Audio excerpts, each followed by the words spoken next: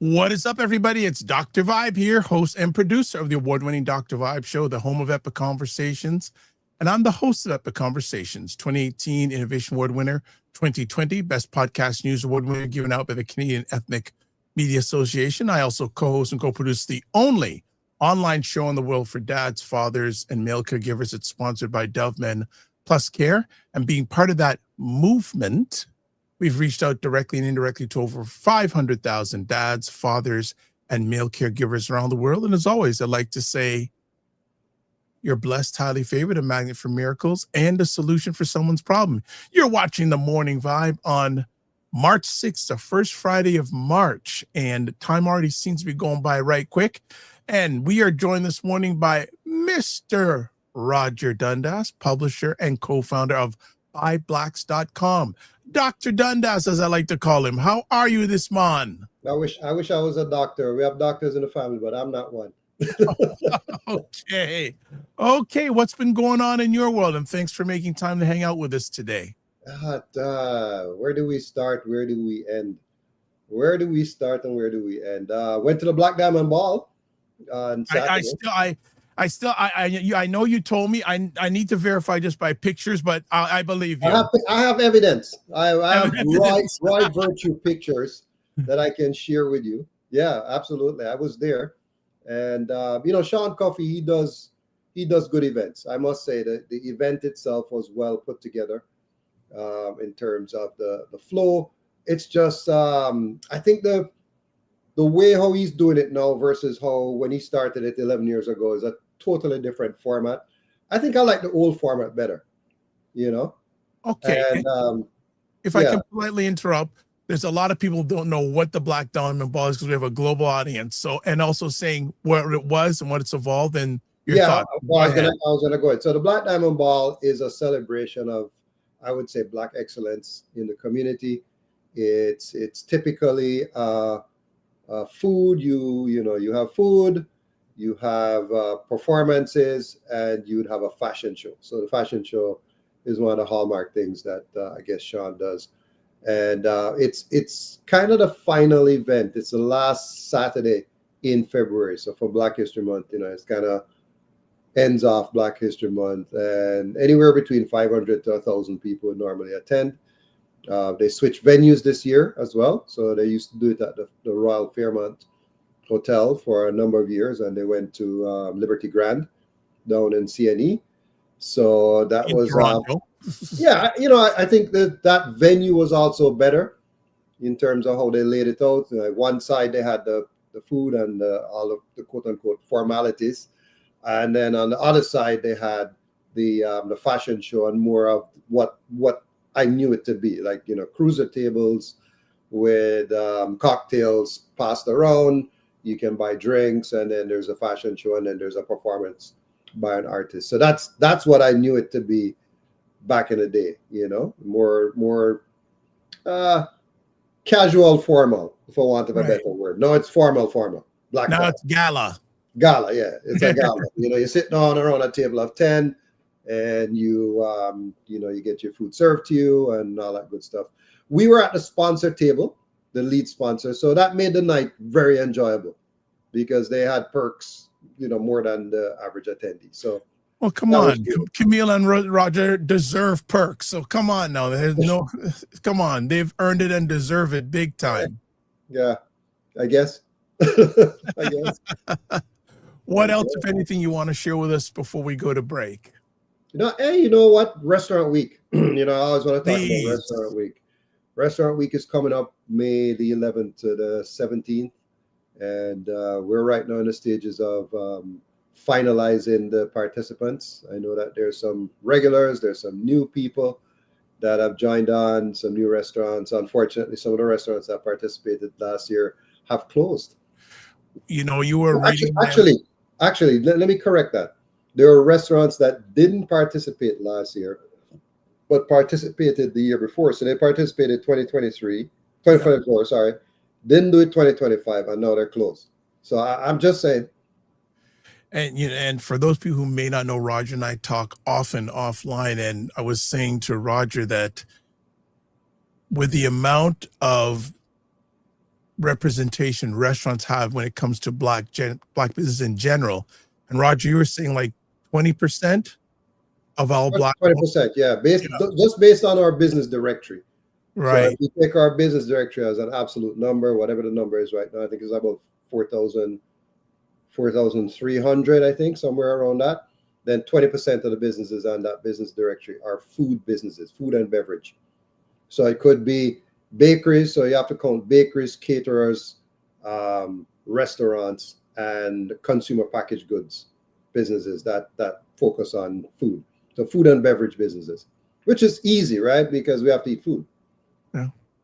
And then the number of them you hear about through just checking online are no longer existing. Yeah. That must say that to me is a indicator of the environment of black business out there. I think it's not just, I don't think it's specific to black business. Yeah. I think it's specific to an industry where food and beverage prices are, the cost of acquiring the ingredients to put into what you are trying to sell has skyrocketed, and you've pushed up your prices. And then the people that typically would just say, I want to treat, I don't want to cook. They're like, well, I'm just going to buy the same ingredients and cook it myself. Yeah. Right. Rather than going out. So that's really what I think is a challenge right now. And that's straight across the board. Absolutely everything. It's not a black thing. It's a food and beverage crisis, for want of a better word. Well, we won't get into it, but with current events globally, especially in the part of the Middle East, and could you imagine what the price? Well, I don't know if anyone's been to the pump. We're broadcasting on March 6th, but if you've been to the gas pump in Toronto this week, the prices have gone up about 20 cents. How many? About 20 cents. 20 cents a liter. So that in gallons is a lot. Yeah. That's gonna, that's the unfortunate fallout from that Yep. impasse. Yeah, and of course the prices go up really quick. If and when this conflict ends, will they ever get back to where they were? Well, will the supply stabilize? Right. There you go again. That's really the issue. Unfortunate. I mean, we don't really know. I mean, the U.S. is saying that there's these guys are lunatics and this and that. And the truth is, there's no way I can't verify that, whether they were or they were not, right? There's a strong possibility they were not, and there's a strong possibility they were. So the question is, if they were, is it a bad thing? If they were not, then it's a bad thing, right? So that's really where it starts and ends, Well, we'll stop the conversation there. If you want more of this sort of stuff, come tomorrow at 5 p.m. for Prime Time with Aisha and Lala. That's when they really go in, and they are really going to go in it as always. So what we're going to do is we're going to take a little break. And when we come back from break, got some housekeeping to do. I got a fair amount of housekeeping to do, but it's not a bad thing. So we'll be back in 30 seconds. Watch Primetime Saturdays on Saturdays 5 p.m. Eastern, where Aisha K. Staggers and Laura Lala Key try to make sense of the nonsense in American politics and culture. College Black Men Can Talk live on Sundays at 8 p.m. Eastern, where Dr. Vibe, Kofi Sadat, and Kofi Morris come together to have real, unfiltered conversations about life, culture, and community from a Black Canadian man point of view. All right, we are back. And yeah, definitely, I just mentioned Primetime Saturday. And then Sunday, we're live with Black Canada Talking with Cesar Dima Musa. And Cesar will have comments on what's going on in the world. And then Black Men Can Talk. We have a special guest a special friend coming up on Sunday. You'll hear about that in a moment. First things first, subscribe to the Dr. Vibe Show on YouTube and hit the notification button. Pardon me, we're at, I know it's like 260 or something subscribers. But again, as always, if you haven't subscribed, why not? If you have subscribed, thank you. Tell other people about it. But if you subscribe, engage. So that means either put comments in on live or replays, or watch the show either live on replay. Because really and truly, algorithm wise, if you just subscribe and you don't do anything, it doesn't help the show. You got to engage. So like the Dr. Vibe Show on Facebook, LinkedIn, Instagram, TikTok, Blue Sky, and Facebook. Join our Discord group. Email me at dr.vibe at the drvibeshow.com or hit the link in the chat to advertise your business, product, or service on our platform. Please feel free to email me at dr.vibe at the drvibeshow.com. Can't forget our good friend, Dr. Tachi, or I like to call Dr. Tache, who now is on the Morning Vibe, the fourth Friday of each month, talking about media, tech, and pop culture. Yes, Dr. Tachi runs a great platform of independent content creators called Indie Soup TV or Indie Soup Media. Indie Soup TV. It's the overall thing is Indie Soup Media, but it's Indie Soup TV YouTube channel with over 28,000 subscribers, which puts that site or that YouTube platform subscriber-wise in the top 4% of all YouTube channels. And some of the stuff I do is featured on there. And plus, I am a member of the advisory board. So a few things now. Coming up on the, you know what? I'm going to do something different. I'm going to do something different today. So we're going to show something, and we'll do this. We're going to do this, and I got a little thing to show people here. So just give me a second. Okay. So let's talk about this.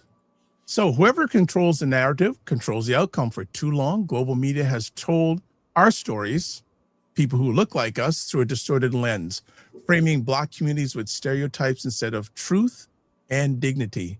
That ends here. The Africa Diasporic News Channel presents the ADNC Narrative Power Summit, landing in Toronto on July 25th, 2026 for one powerful night of media, culture, and connection. The high impact gathering brings together Black journalists, media professionals, creators, activists, and policy thinkers, and grassroots organizers, from across the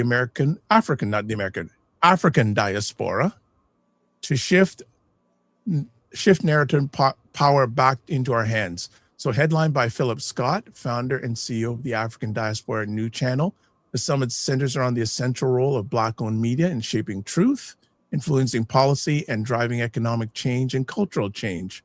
Through dynamic panels, unfiltered conversations, and practical tools, you'll learn how to challenge harmful narratives, counter misinformation, and leverage storytelling for advocacy, accountability, and economic empowerment. Beyond the stage, there's a full experience. Walk the black carpet, capture the moment at the media wall, enjoy dinner, curated drinks, and live performances featuring Juno Award-winning artist Carlos Morgan and his band. The media narrative is shifting. Make sure you're part of the story. So that event is coming up. And just out of FYI, your boy, Dr. Vibe, is going to be hosting it. And he's also a panelist. Oh. So I'll be, hopefully in the next few weeks, we'll be interviewing Philip Scott, who's done it on his own, basically built a very powerful YouTube presence on his own, basically self-done. So that is that. So take the Morning Vibe survey. There's the link. I'll share it to you in the comments. Also, two other quick things coming up on the Dr. Vibe Show this Friday, today at 7 p.m. Eastern. Financial educator Wayne Harris will be talking about Spring into Your Finances 2026, smart money tips. And as I said, Black Men Can Talk. This Sunday at 8 p.m. Eastern Time, we'll be speaking with Black therapist Joe Corley about Black men embracing therapy. So we've done a lot of work already. My gosh. Wow, that's a lot. That is a lot. I've been doing the thing this morning, but that's okay. I love what I'm doing. All right. So last month, what was last month, Roger? What month was last month? February. But what event or what celebration happens most Februaries? Valentine's Day. There's another, you're being bad. There's another thing that allegedly happens all month. Oh, all month? No, that would be Black History Month. There, I had to be specific. Sorry, Yeah, family. to be specific. I was going to come with Family Day next. Yeah. Anything but saying Black History Month. Well, that's important too. Yeah. And because Black History Month was on, we had a little interesting article written by a regular friend of the Morning Vibe, Mr. Perry Douglas, wrote an article on buyblacks.com, by the way. He did, yes. Called Black History Month, The Illusion of Inclusion. So Black History Month should not be forgotten. Black History Month Black History is 365 days a year. We thought post Black History Month, it'd be a great idea to have Mr. Douglas hanging out with us this morning. So we are going to get Perry Douglas on the screen. What is up, Perry Douglas? Morning, gentlemen. How's it going? Good morning. How's it going with you? I see Roger got the email about the black sweater. Yeah, hey, you know what? Normally I wear a V-neck shirt.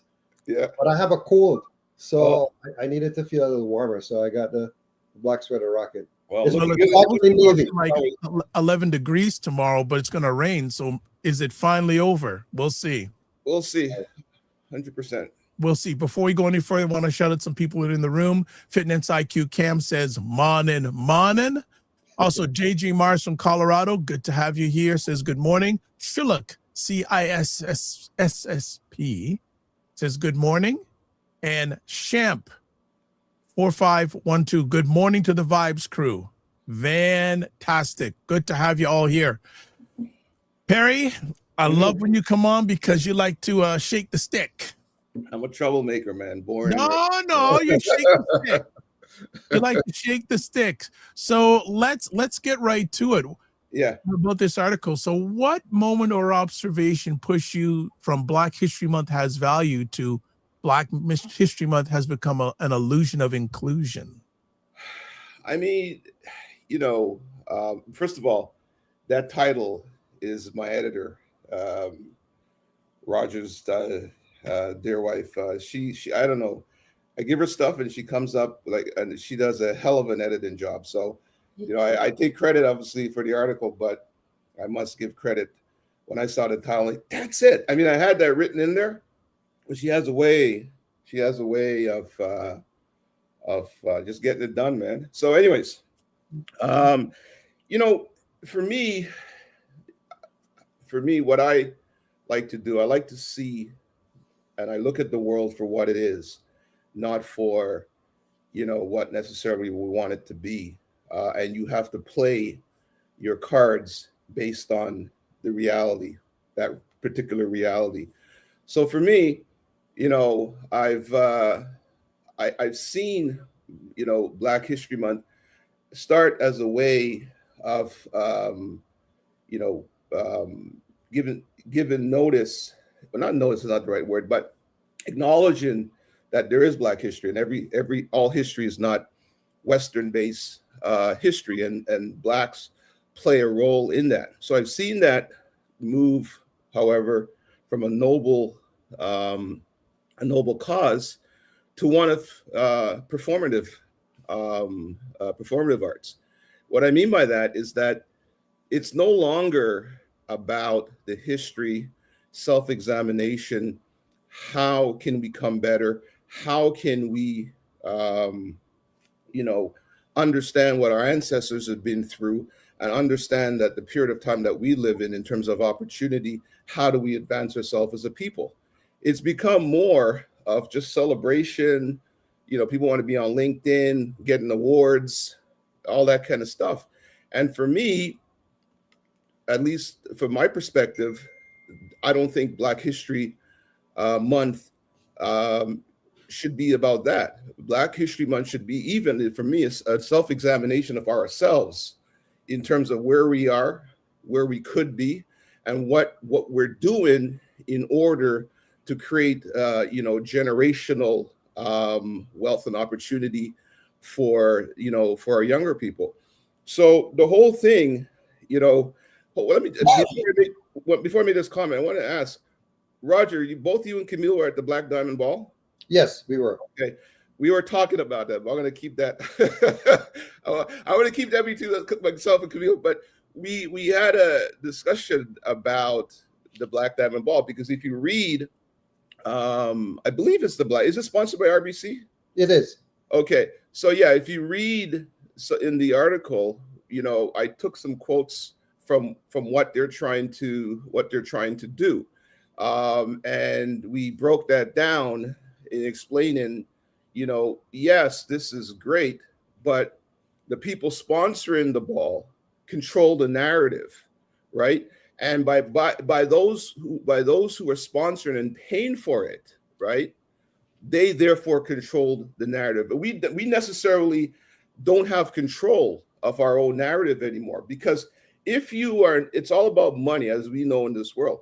If you are not necessarily paying for it, funding it, you cannot necessarily say and do what you want. You have to do and say fundamentally based on what the people who are paying for that want you to do. You can't defend them or anything. So in a nutshell, that's just my view on Black History Month at this point in time.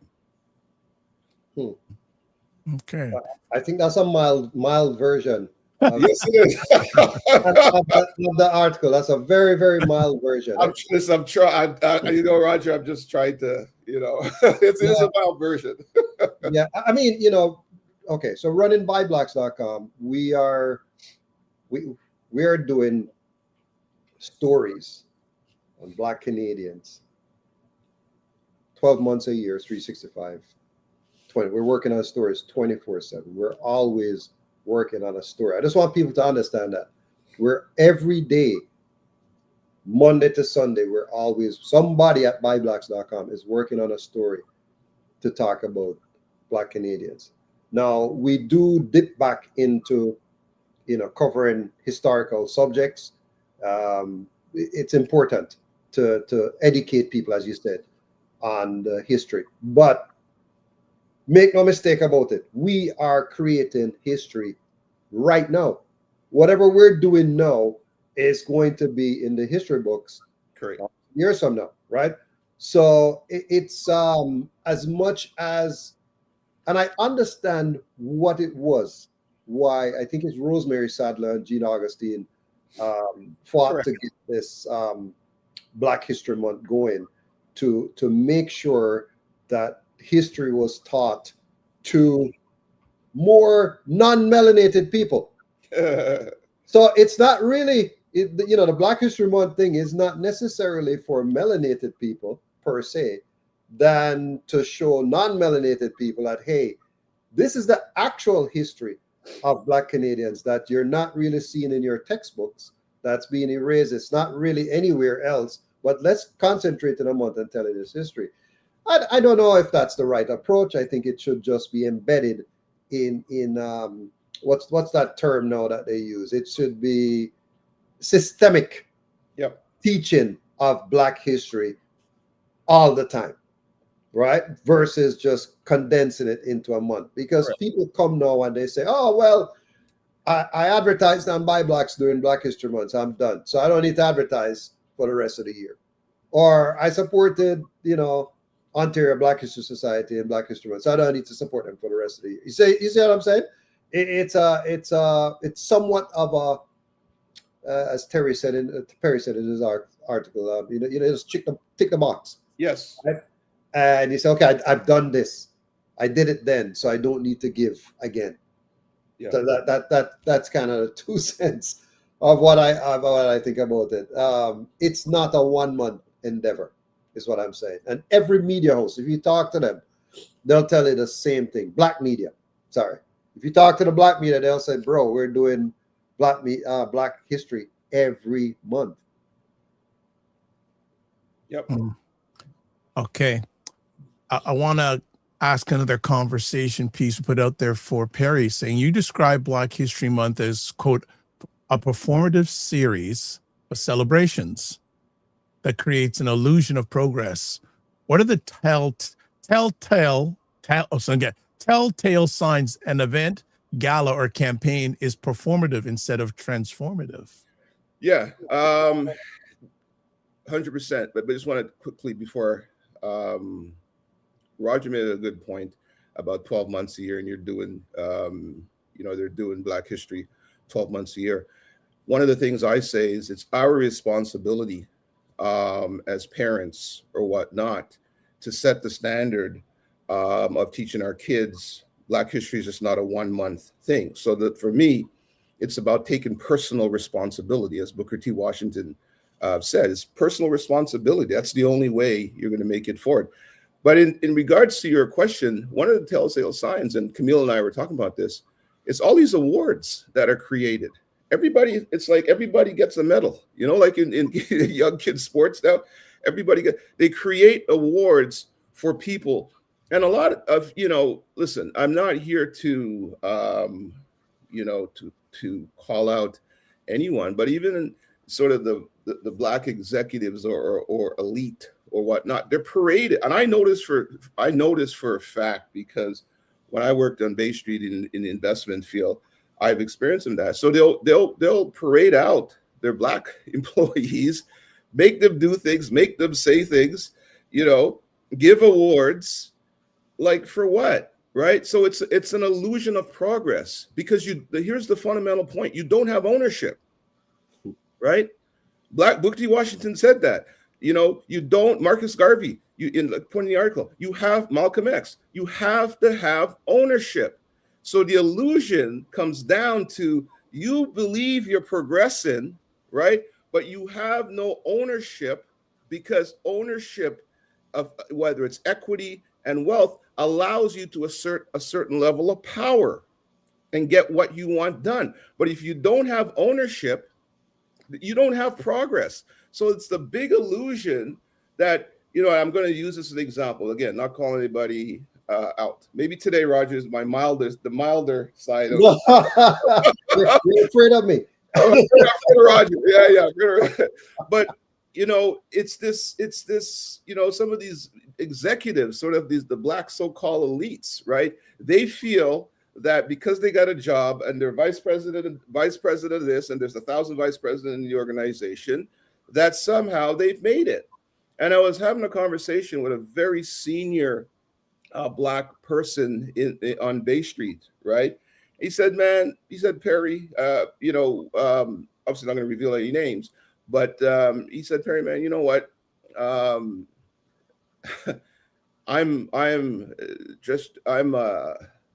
this senior guy, right? Like CEO, major firm, and I'm just an employee, right? The reality is that I'm an employee. They could fire my ass anytime. They can fire my Black ass anytime if I get to a position that they don't like. I don't have ownership. So we can't confuse awards, gala events, where you can post something on LinkedIn, to authentic power and progress, right? And I think that's the big illusion. I think a lot of other cultures realize this stuff, right? So if you look, like whether it's the Chinese or what, they have their own, gala, and they have their own events, and the wealthy people in their own community pay for it. And then you have politicians showing up there because those people are donors to a particular party, and they're a certain power, right? But if you don't own anything, you don't control anything, and you can't assert power and influence. And the world, runs on power, right? If you go back to my boy's Carney speech in Davos, that's why that speech was so iconic, because it explained how the real world works from a geopolitical aspect, but that's how the world works. So you either understand that, right, and learn how to operate in that, or you're going to live in a state of illusion, self-constructed illusion. I'll go even simpler, Perry. Yeah. What percentage of the Black History Month events that were held in February were held at a Black-owned venue? So let's just talk about that. So the money, whatever money was spent to rent that venue, whatever money that the attendees were paying to attend these events, some of which were Black, right? Well, it's a high percentage were Black for all the Black History Month events. So people go to these events.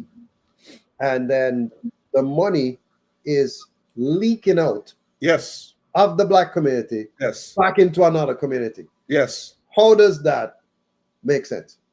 It doesn't. It doesn't make sense to me. And people are, they're quick to say, oh, we're doing the event I saw an event at Ritz-Carlton. It's a fantastic hotel.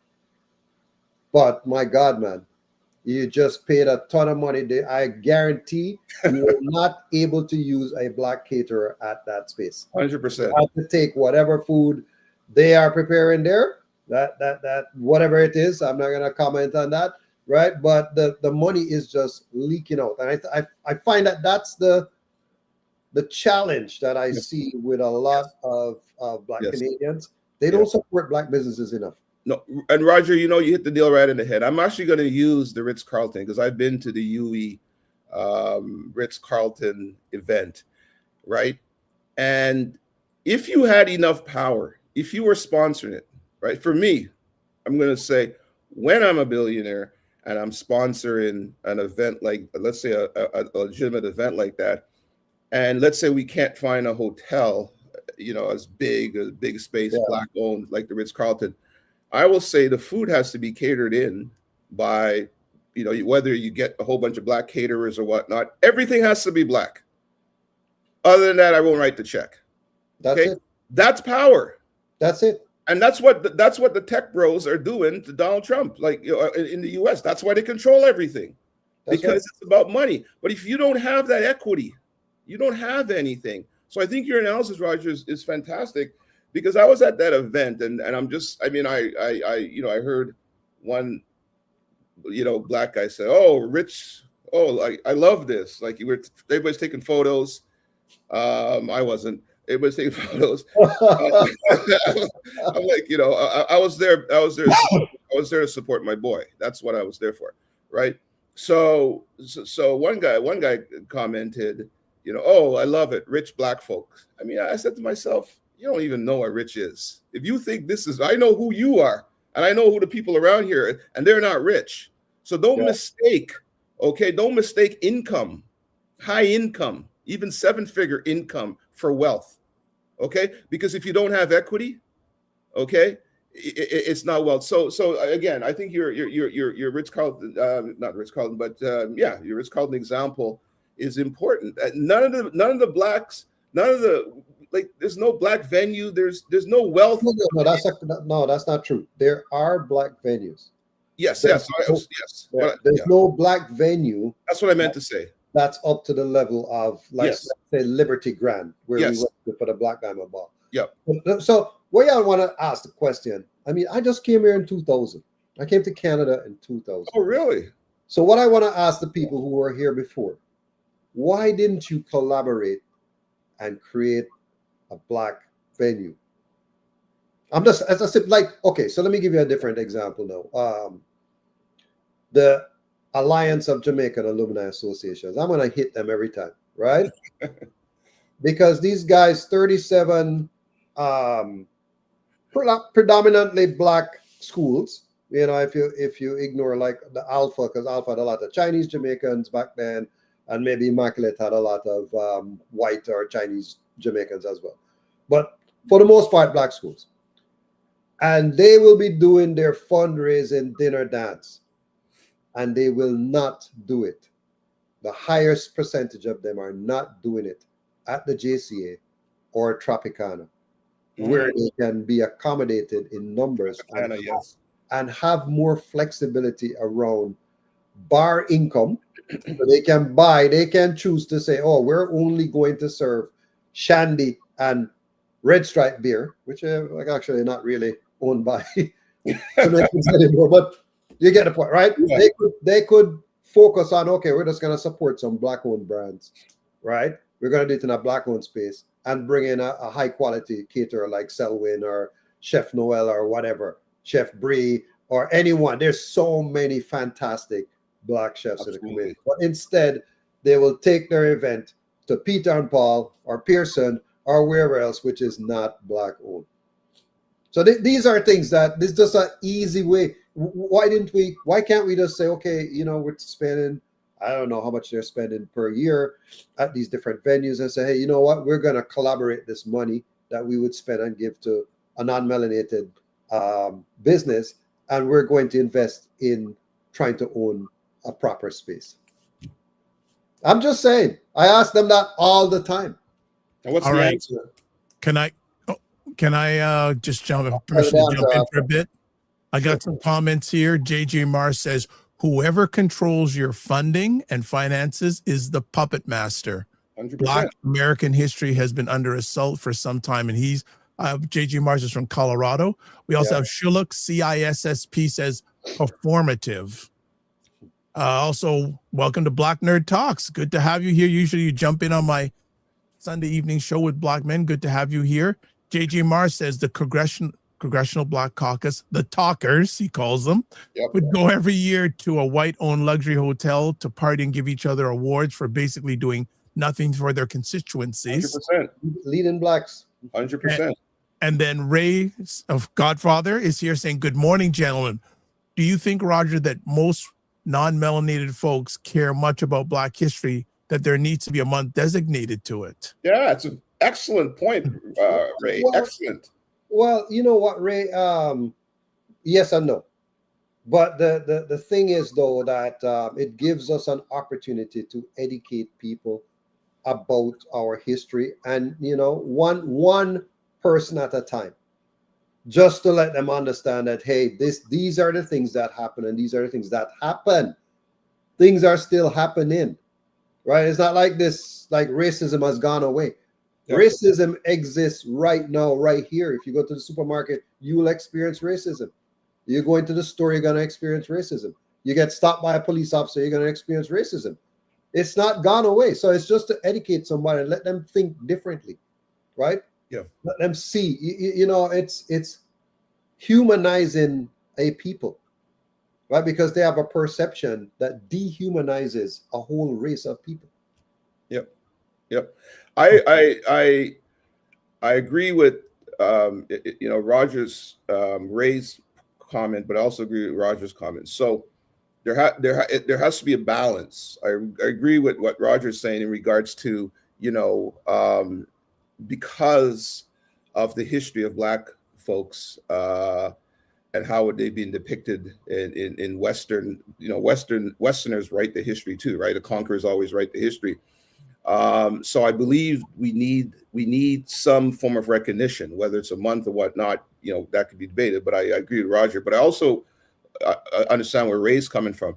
And that goes back to my point. It is our responsibility, okay, to educate ourselves and educate our people. We can't outsource, okay, the education of our people to others. I like that statement. Yeah, we can't outsource it, because what you're doing by outsourcing, you are letting those people define, what the Black identity is or whatnot. It's so Ray is right. You have to have that fundamental responsibility, okay, in order to take it on for your children, your family, your extended family, and your community. Okay, but at the same time, two things could be true or good. We do need that form of recognition, but what has happened with Black History Month is it has become an outsourcing.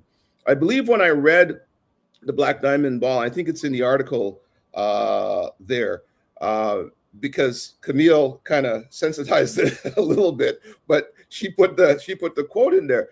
I was reading that. I believe, I don't have the article in front of me. I haven't read it. But I believe I had a quote there from the Black Diamond Ball. It was talking about how RBC or whatnot want to be allies and want to recognize, Black folks. I said, forget the allies. When this ball is over, you're not going to have an increase in senior executives at RBC. You're not going to have You're not going to have an increase in board members at RBC. We don't need awards. What we need is equity. But at the same time, it is our responsibility, okay, to go out there and create that equity for ourselves. All other communities have done it, right? You can talk, now the histories are different, but we are where we are now. And we have to recognize the state of our existence, okay, and play the game based on, trying to achieve a certain level of power in our world, right? That's what it comes down to. If I have permission to jump in just for a second and catch up on some comments we have here. Shuluk CISSP says, please name a Black-owned event venue in the GTA. Roger, you probably know one or two. Yeah, there's a couple. So there's the Jamaica Canadian Association. There's Tropicana. So JCA holds 550. So let me stop and talk about JCA, because I did have a conversation with David Betty, who is the board chair right now at the Black Diamond Ball. And I said to him, Guy, you need to fix the bathrooms, because that's really the challenge right now. The room is a room. It's like, Metro Convention Center. It's just a room, but the bathroom needs to be improved. And if you improve that, then people feel more comfortable. Absolutely. Bringing guests there. It's not in a good state right now. So he promised that he would work on that. Tropicana, however, is a fantastic space. Absolutely. Fantastic. We have done many events there right now. Yeah. And I can say that the staff is very pleasant. It's a bit of a process to book it, because depending on who you work with, but it's affordable, right? It's affordable, and it's a very nice space. Absolutely. They have all the AV stuff in there that you need to run an event. It's just that it accommodates, I think, 225 seating. So, if you're doing a smaller event, you can do it there, right? And then there's also smaller spaces would be the NIA Center for the Arts, which is down on Oakwood. So they have a space there. The only constraint I found was that the inside of the theater, you cannot have any food or drink. So the food and drink has to stay outside in the corridors. They typically set it up like the bar in the reception area. But it can accommodate, I believe, don't hold me to it, but I think about 170. And then there's also Blackhurst Center, which is Ita Sadhu's place. I don't know what their capacity is. I've never been there. I've never used it. There's also another Black-owned venue up in Vaughan, which just opened in October. The only reason I know that because the event organizer for our event last year at Tropicana, she opened a smaller space. And I believe there's another banquet hall that's owned by the lady. Remember that restaurant we went to, Authentic Jerk? Yes. Yes, you myself and Ryan actually went there, and the food was pretty good. And she was working. Remember, she gave us a tour of the space that she was hoping to. So I believe that is open now. And there may be one more, even though it's a little bit smaller, where you held the most recent anniversary party. I was just about to say, Mascot Brewery, they can accommodate 300 people. Oh wow! Yeah. So, and a really nice space. Very, very nice space. To me, top class, top tier. I'll keep on doing until they tell me no. I'm gonna keep on doing events there, because that's the nicest looking space. Yeah. Black-owned, and then of course they have a brewery, Black-owned brewery. One of the only Black-owned breweries left in Canada. There's one out in Halifax as well. There's a brewery in Halifax. Okay. Yeah. So if that answers the question, Shulik. There you go. Yeah. Ray, go ahead. Ray says the reason the collaboration is difficult to do that, Roger, is the same reason why the credit union failed in the past and the second attempt never got off the ground. I have different views on the credit union, Ray. I believe, and no disrespect intended to the people who were a part of it, but I went on a couple of the meetings. And I thought that the people who were involved, their heart was in the right place. 100%. They were determined to get this done. But it needed a skill set that was not present in the team. So the people that could actually do it were not involved in that team. Okay. That's my analysis of that. If you look, CISSP says, good point. Dr. Tachi's in the house, says, good morning, everyone. Good morning. And then Ray also says, living here in the U.S. now, when I attend Black history events here, I only see Black folks except the cursory attendance by the, quote, politicians, unquote. He also says, I personally don't care much if non-Black folks know my history. What is important is that I know it and I teach it to my bloodline, first starting with my family history, then go beyond. Okay, so go ahead. Let's I'm gonna flip this thing now. What about white history? So people always say, oh, you know, like white people say, why don't we have a White History Month? I agree with them because they need to learn their part in discriminating against different groups of people and why they did this discrimination, to unlearn that behavior. Just like how we're being taught that we were discriminated against and we rose above that. Why are white people not teaching themselves? Like, yeah, we did these things and we really shouldn't have, because it wasn't the right thing to do. Okay. But I think the problem with that, right, is that this is the problem with Black History Month. We now get into the minutia, right, of this month and then a Chinese month and then this and that, and we miss the point of what we're supposed to be doing. No, that's the only point I'm trying to make here. Like, this is what the article says. It's a distraction, right? So again, I hear what you're saying, Roger. You know, but I also hear what Ray's saying. And I'm not a politician, you know me, right? I'm not, but I understand. You and I cannot be politicians. Period. Yeah, exactly. I understand what you're saying, but at the end of the day, this is the point I was trying to make in the article. It's a distraction, because while we are arguing about, not arguing, but while we're Black History Month, and then white people are saying, oh, don't need, like, whatever, but we forget about the mission that we're supposed to be doing. For me, the family that I come from, you know, we've never had that problem, right? I mean, we're obviously planning a family reunion, and I have a cousin of mine who's a professor in the U.S. He's actually writing a book on our family history way back, right? He's doing the research. And for me now, I'm teaching my kids, like, you know, my kids, when they walk into a room or wherever, they don't have any, they understand their history. They can navigate any environment, okay? Because they understand their history and they understand where they came from. And that was my responsibility, my wife and I's responsibility as parents. So when you do that, you create very strong-minded kids who can achieve things, right?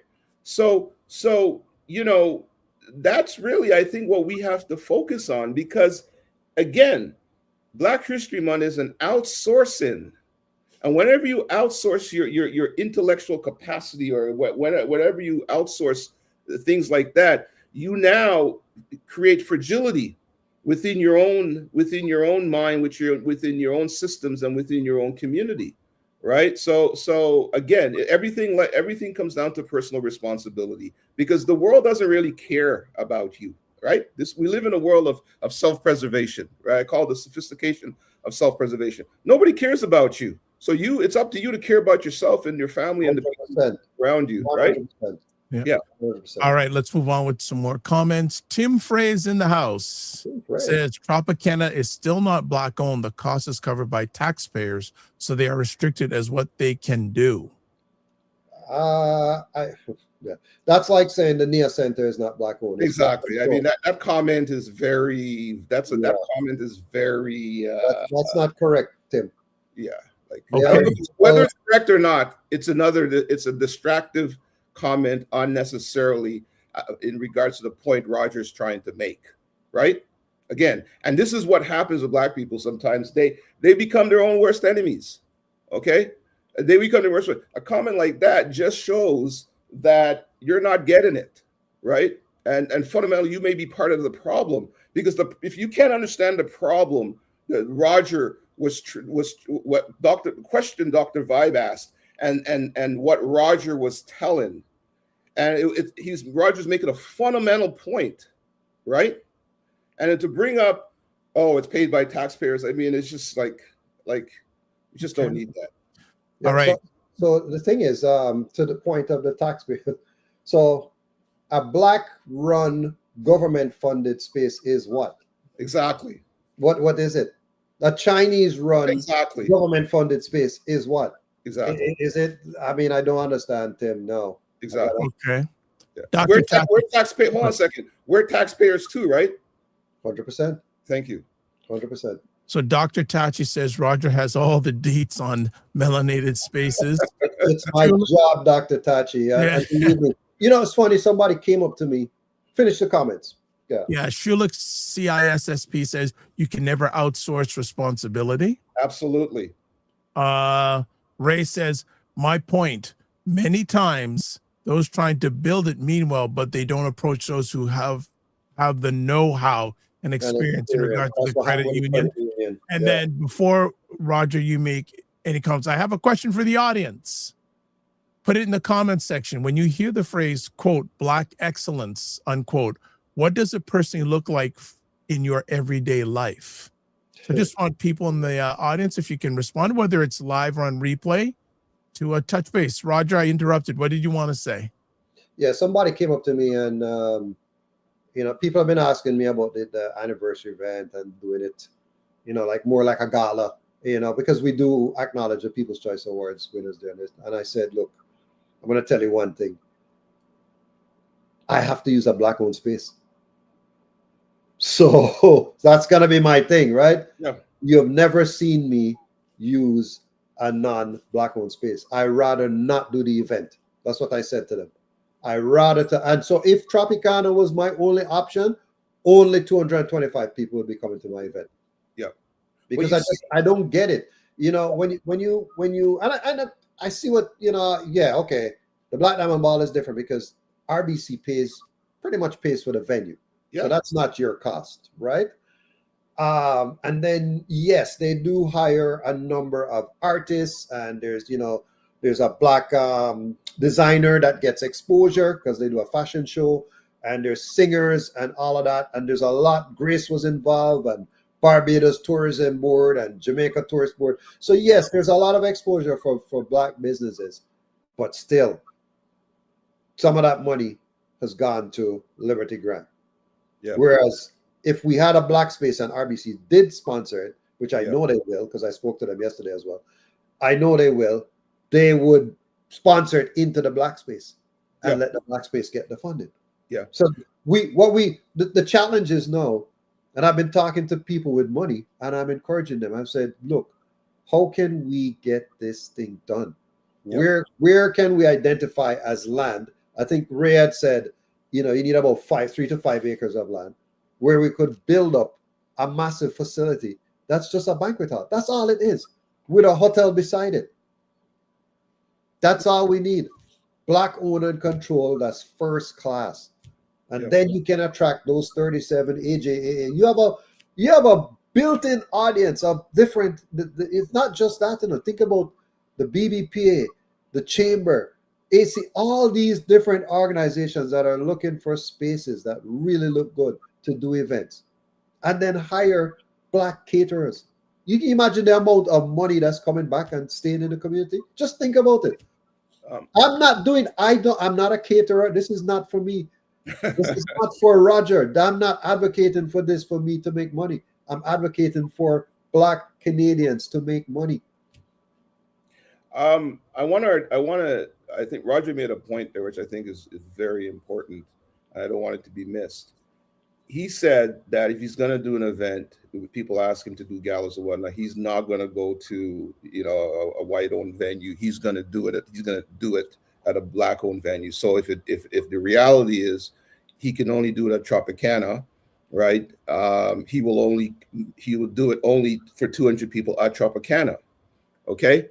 The point, I think, Roger, correct me if I'm wrong. The point is, you have to be thinking like that, as Roger is thinking. You have to be thinking like, I'm going to make sure the money is spent or whatnot in a Black-owned venue. If we don't have a Black-owned venue that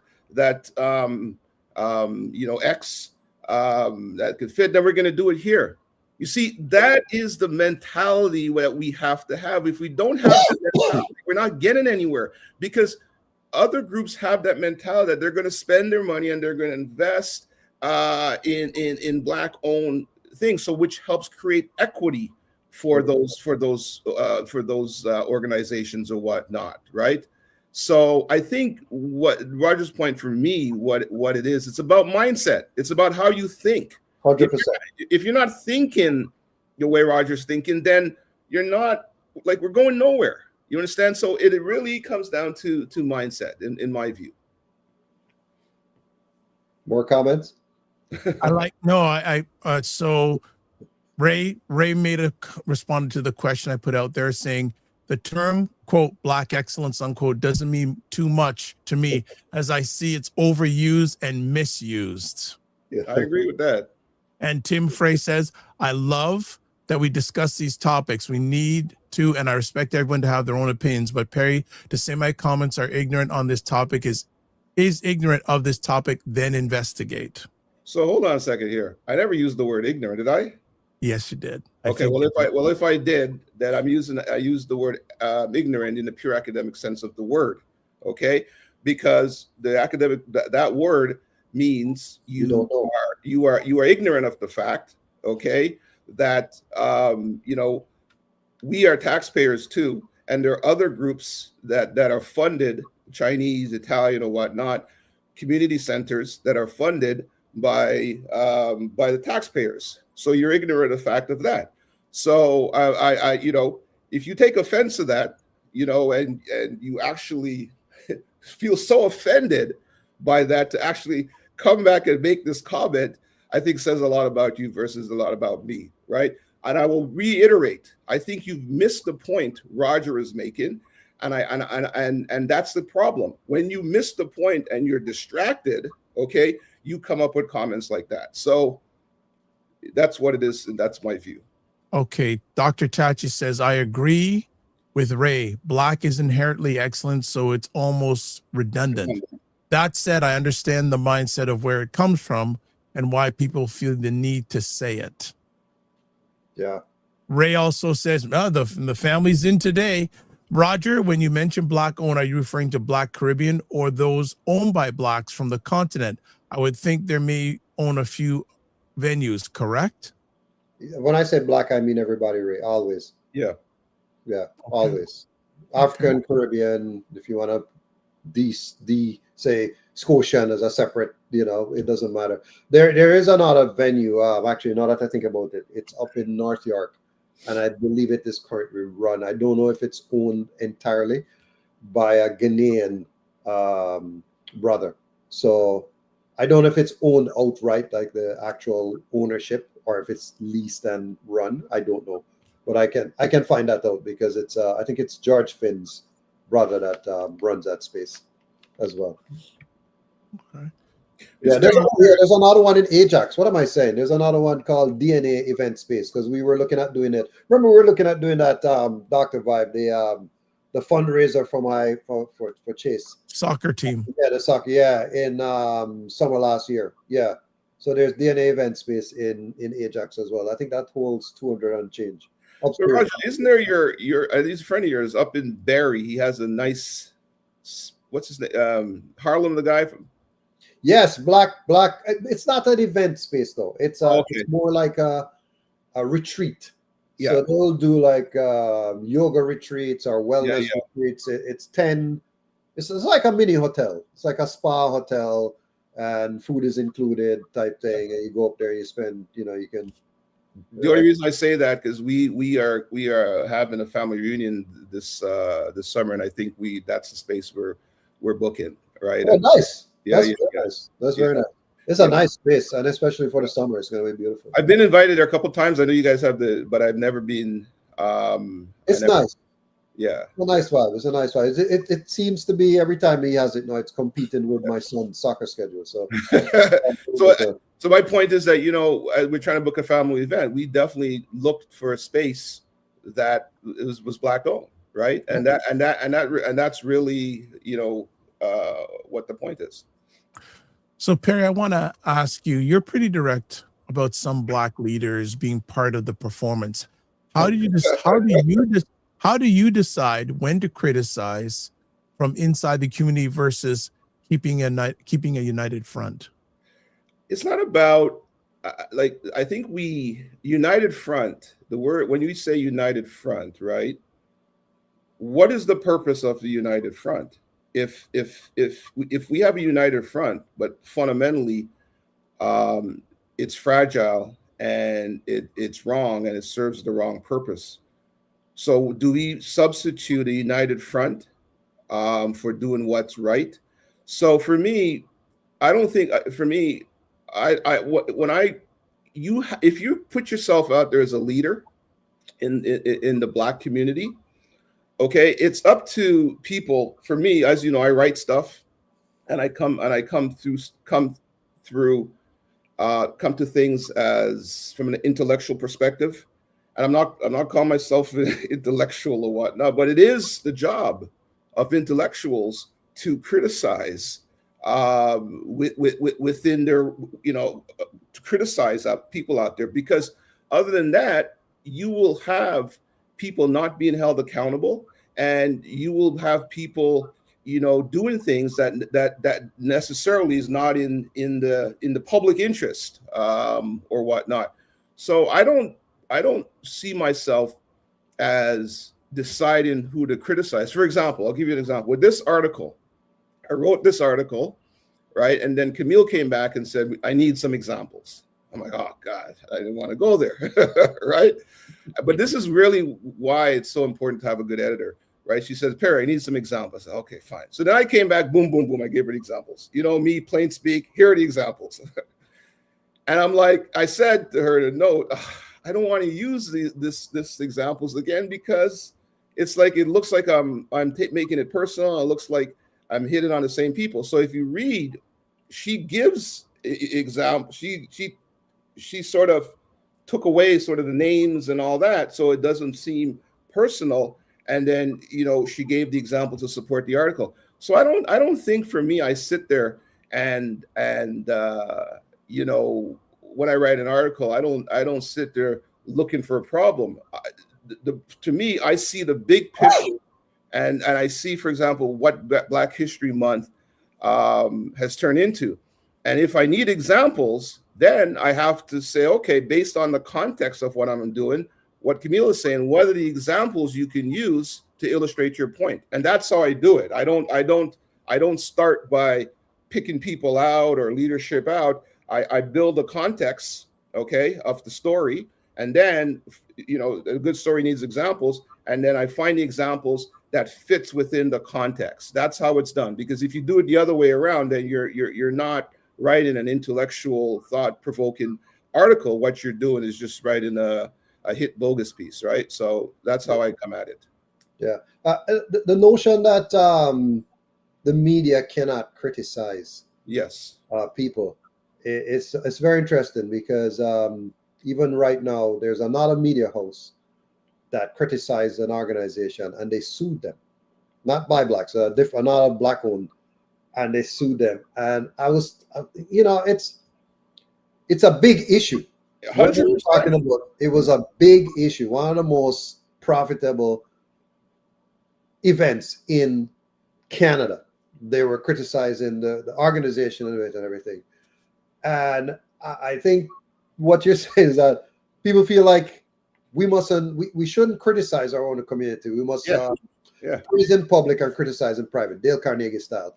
And that the problem with that is that the people keep on doing the shenanigans. Thank you. Right? Thank you. And then eventually, when it blows up into outside of our community, then what a lot of people feel like is like we all get painted with the same brush. Right? I feel like if one Black person does something, then everybody will feel like every Black person does the same thing. But so we have to keep this thing. We have to keep people accountable to our own community and encourage them to act at a higher standard always, especially where it comes on to fiscal matters and issues that are impacting the Black community. We can't not see something and not criticize it. One more thing. Not responsible. One more thing. The media is one of the tenets of a democratic society. 100%, Perry. Media is one of the tenets of the democratic society. when you start and you see what's happening in the U.S. when Yes. you Yep. start the media, democracy dies, right? So blacks is really, I don't know, Roger, you may tell me, I don't know if there's any media source or publisher to the level of by blacks. Maybe I'm biased, You're biased.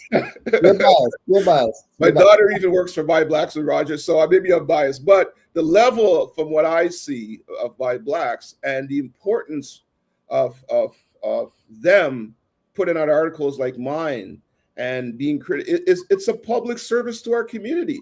And again, the level of, I don't know if this is a word, the level of editorship the editor Camille has, okay, she's at any top level Globe and Mail editor level. It's Okay, funny. so people don't appreciate what By Blacks is doing, right? And the minute you start trying to criticize the media, I got a problem with that, because it's a slippery slope into darkness. Yeah. Somebody said to me recently, somebody who I respect a lot, I respect his opinion. And he said, some of the writers on By Blacks, he doesn't really, fancy them, right? Not you, Perry. But it was a specific person he was talking about, right? Yeah. But he said when Camille writes an article, he doesn't even fact check it. Absolutely. I said you should. Absolutely. No. Absolutely. I could hold on a second. Stop, Roger. Stop. I could testify to that. I wrote something for me. Like Camille knows I'm everything about facts and sources, but she double checks and everything. But she doesn't necessarily double checks. She double checks from a contextual perspective. Yeah. That you're not putting out a particular piece of information that is not. Yes, it could be factual, but in the context, it could be of how you place it. It could be misrepresentative, right? Right. So it's a fantastic job, and that's why I say, my articles. I get people every time I write an article. I get people contacting me, and they say it's a great article, but it's a collaboration with your editor. Yeah. Okay, because she has skills I don't have. I can write and I can do it, but she has skills I don't have. So it's very important that we have a media source like this, and we have listen. If you can't stand up to scrutiny, right, then what you're saying or what you're doing, there must be a problem with that. Maybe you shouldn't be doing it. Put stuff out there that can stand up to scrutiny, and that's the test. Yeah. Okay. Some more comments here. Dr. Tachi says, Roger, you have so much information. Perhaps you should think about putting together a directory. I do have a business directory, Dr. Tachi, and the venues are listed there, most of them. Most of them I've actually visited. And of course, about Restaurant Week, so most of the restaurants I've actually visited as well. And By Blacks, we get 3 pitches a day from different businesses and events that are happening and all of that. So there's a lot of information that comes to us. And I just read everything. I read every pitch that comes into us, by the way. Everyone. So Ray says, I knew a Nigerian spot in Woodbridge, Vaughan, and was there one-off dairy owned by an Ethiopian gentleman. I'm not sure if they're still operational. JJ Mars says, yes, criticizing privately each other is important, but there are hardcore anti-Black media organizations who actively recruit other Black people to do their dirty work. Oh, yeah. I know of one right here in Canada. You know that. There's one right, I won't name it, but everybody knows it. Yeah, but that shouldn't prevent There's us. 2 of them. Yeah, that shouldn't prevent us from, you're going to have, listen, in every generation, you're going to have, in every race, every ethnic group always says there's Black people in like that's just a fact of life that you just have to deal with. I've got an interesting question for both of you.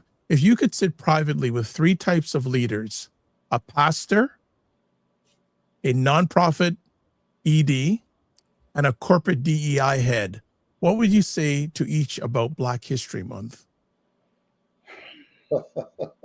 That's a I'll let Roger take that. That's a twisted question, man. That's a twisted question. That is a twisted question. I'm gonna have to think about that one. That might be for another show. Okay, no problem. Yeah, because the DEI one is easy because they, like I want to know what their investment is in Black History Month throughout the organization and how they carry that education throughout the year, right? So DEI is an easier one. The pastor, depending on, is the pastor Black, white, Asian? I mean, what type of pastor is it? Right? So I don't know. But I would say that Black history needs to be continuous. That's always my thing, and that's why Buy Blacks exist. That's why the camera exists. That's why Caribbean Vibrations, Dr. Vibe Show, Afro Toronto, Vision Newspaper, Love Bay Music, GBKM, Fever TV, Afro Global. All of our media platforms are educating people on Blackness, right? And if I dare say, Black excellence within the community. So there's a lot of Black excellence being taught through all of our platforms, and touching on different parts, of the experience. There's Shifter Magazine is talking about artists that are doing well, right? Caribbean Camera is talking about Caribbean people that are doing well. We are looking at different stories of just Blackness across the country. So that would be my thought. Yeah, for me, Dr. Vibe, that's a tough one. I think I'm going to need some applied intelligence to apply on that. so I'll get back to you on that one. Good plug. Love that. Not what that. No, I gotta get that clip. That was well done. That was well done. That needs some applied intelligence, brother. Oh my gosh. So I want to ask Perry this one. Yeah. You moved through finance, energy, and AI. How has each sector taught you something different about how inclusion really works? That's a good one. In the finance side, you really just see who controls the universe, right? So you understand that if you're not at who said this the other day? I can't remember. Maybe it was Carney. Yeah, in his speech. If you're not at the table, you're on the menu. That's right. Fundamentals, and that goes through global politics, right down to everyday life. Yeah. So that's what it's taught me. Going right to AI, energy is similar because it goes back to capital. But in regards to AI, it's the same thing. What's happening now? Those who control, right? Who controls America? Sam Altman, OpenAI, Amazon, Jeff Bezos, Google, right? But look what happened this week. I don't know if you take a look at it. Not to get into the weeds here, but this is a good example. So Anthropic. That's a big story. Anthropic was, and there's a lot more to Anthropic that a lot of people don't understand. But anyways, because I'm in the AI business, so I'll just say Anthropic, wanted to have certain safety standards, blah, blah, blah. And, then OpenAI came in and basically took their contract, just to make long story short. But how did that happen? One of the owners of OpenAI gave a $25 million contribution to Trump's super PAC, right? And all of a sudden, boom, they have the business. You see, it's a corrupt system. You live in a world, if you don't understand, if you believe that the world is fair and people play fair, okay, you're living in a fantasy world, okay?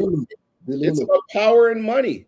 So the guys in AI now, right, those guys, big tech, what they say, big tech controls United States, controls the U.S., right? And it comes in fact, the world economy, not just the U.S., the world economy. Yeah. Because, sorry to interrupt, but 40% of the value of the New York Stock Exchange is by the big tech companies. 47%. So if they crash, Yeah. The whole system crashes. Well, I'm going to give you, I don't know, again, because this is my domain and I can't resist, right? If you look at it, there was a study by Goldman Sachs. It came out yesterday, actually. And it says that AI has added pretty much zero to the US GDP, right? The big danger is, right, everybody's saying AI adds economic value to the economy. Award-winning, I don't want to butcher his name because it's tough. Aaron is his first name. MIT professor. He had put out a report a while ago saying AI may only add 5% to global 1.5% to global GDP. But now, Goldman Sachs is saying it at zero. So fundamentally, here's the thing: what Goldman Sachs said. Goldman Sachs said, if it wasn't for this extreme AI investing, the U.S. economy would be in a recession right now. Okay, you can go read. This is real research. True. I agree with that. Right, would be in a recession right now. So basically, right, these guys have all the money and have all the power, and they control it. And for me, I'm trying to break into I'm trying to break into the technology space, and I'm building something that's sort of opposite. That's a huge challenge, and we're making progress. But I understand, unless I can create $1 billion business and have that equity, you can't go head to head. Okay, you have no influence. So for me, my agenda as a billionaire would be supporting blacks from education perspective, creating a venture for black tech, so we can give them money to invest. That's how we do it, and that's how I would spend my billions, right? So you need the countervailing force of your equity to counter the other equity. If you don't have equity, it can't happen. If you can tell me another way how you can achieve intergenerational wealth for our people without equity and building businesses, please do, because I don't see it. So anyways, it's a long answer. Finance, energy, AI, all comes down to money and power. Okay, let me bring it back to the Black History Month conversation. So for those sorry about that, depend on funding or gigs during Black History Month, how do they navigate survival while still pushing back against being used as a part of a spectacle? Well, I mean, it's like Christmas for retailers, right? So the retailer allegedly makes 70% of their money the 45 days leading up to Christmas, right? And Boxing Day, right? 70%. So the rest of the year is just, hey, let's just make 30% and we're good. So similarly, there are people I know that will make like 7 months worth of income in the 1 month. Wow. Because they're booked twice a day for speeches and stuff, if that's your thing. Let's think about that for a second. So it's like Christmas. There was a time for us too where the advertising would start, the inquiries would start from November for Black History Month. And then the ads and the different things would just come in, and we would make a fair amount of money during that time. It's not like that anymore, right? It's more, consistent through the year because there's different things happening. But that is, it's like Christmas. A lot of people, like, think about like the Robert Small's Black History Month poster. I mean, it sells like wildfire from January because they want to put it up in the schools across the country to perform, right? To show that they're supporting Black Canadians. Some people would say that's symbolism, but that's a whole other conversation. Yeah. Well, I'm glad for it for Robert, though. I mean, yes, I am. I personally took posters and put up in my kid's school, personally, and then connected them and made sure that he was able to supply them going forward. Again, that's all about supporting your Black business. True. Right? So if you want to, if they want to use this thing as a performative thing, well, good, because I know at least he made some money and he was able to money from it, right? 100%. So, that's right. 100%. Let me just we got a comment here. JG Marsh says it's a very lucrative industry to destroy Black people's work. Well, as I always say, Black trauma is $1 billion industry. 100%. It's $1 billion industry. You know, Dr. Vibe, that's such a important comment you said. I mean, I'm not even going to go at that one because I won't give it justice. That's a whole other show. Yeah, exactly. We yeah. will bring that up. Oh, Yeah. Frequency Event Promotions is in the house saying, did someone say event? Yes, we do events on here all the time, Frequency. Okay, it's a good day and only tuning in now. Well, you better watch the replay, brother. Let me ask also, how can everyday people hold institutions and our own organizations accountable so Black History Month doesn't become what you call, quote, a useful tool of complacency and control? Well, you can support or not support. Yeah. Right? Yeah. That's the thing, right? You don't have to Yeah. support. If you don't agree with something, just don't support them. Yep. You know, Jay-Z said, if you don't like my music, just turn it off. I think that's the best way, right? Nice. Yeah. Okay. So, you know, donate. I mean, if you feel like, again, to the point of Tropicana, if you feel like they're doing something good for the community, donate to them. You know, if you feel like the JCA is doing something for the good community, donate to them. I may add to that, you know, hold institutions or whatever accountable. Again, we need more wealthy Blacks who understand how to leverage, how to use their capital to get what they want. So maybe you say, you know, we want to do this, but we want to do this at this venue, or we want to do this, we want to have these caterers. We, you know, capital is capital can be weaponized, right? But first we have to work on building the businesses to create that wealth. And there are wealthy people out there, but a lot of them, you know, their wealth is dependent on being part of the system, right? It's not their wealth is not like, you see, for example, if you look at a guy like Elon Musk, as crazy as it is, like his wealth, he's built it himself. He has embedded himself in the US and global economy. So he exerts a certain amount of power. Don't get me wrong, I don't agree with anything Musk. I'm just using this as an example. So if you have independent wealth in regards to equity, like owning, like you own, you know, you're on a publicly traded company or whatever, you have empires or whatnot, your wealth can be weaponized.